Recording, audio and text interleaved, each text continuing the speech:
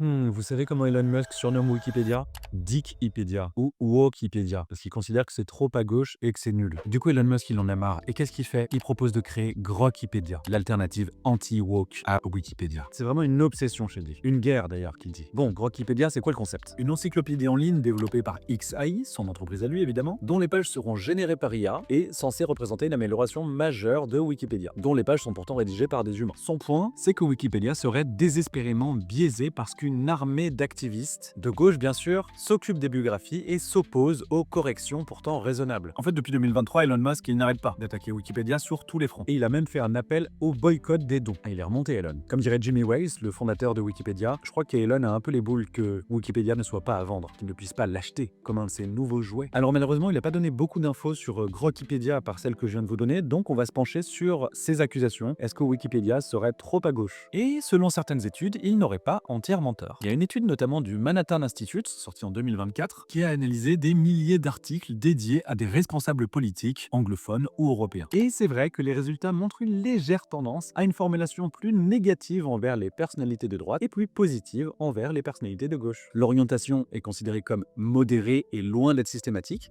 mais elle existe, donc citons-la. À vrai dire, on trouve aussi une autre étude de 2012 dans le American Economic Review qui dit que Wikipédia au début était plutôt plus à gauche, plus démocrate, plus woke peut-être, et qu'en s'ouvrant au grand public, finalement ça s'était assez rééquilibré. Bref, on imagine donc Grokpedia, une encyclopédie basée sur l'IA Grok, dont on connaît la réputation, absence de garde-fou, débridage total, et dont on ne connaît ni les sources ni les procédés de vérification des données qui ont servi à l'entraîner. Bref, on sait rien sur Grok en fait. Si, on sait qu'elle a des opinions politiques très conservatrices, voire extrêmes. On peut donc envisager une encyclopédie Grokpedia aussi radicale que son inspiration, Grok. Si ça sort un jour, parce qu'Elon Musk a une autre réputation, celle de ne jamais terminer les projets qu'il annonce. Bien souvent, pour notre plus grand bonheur. Moi, je m'appelle Simon et je t'aide à mieux utiliser l'IA et les nouvelles technologies pour simplifier ta vie et à mieux comprendre ton époque. Donc si ça t'intéresse, suis-moi, on a plein de choses à se dire. C'est quand même dingue la transformation qu'aura connue ce gars-là. On aura vu Elon Musk plutôt gentil se transformer tranquillement en super méchant. On ne sait pas où on va, mais on y va, hein.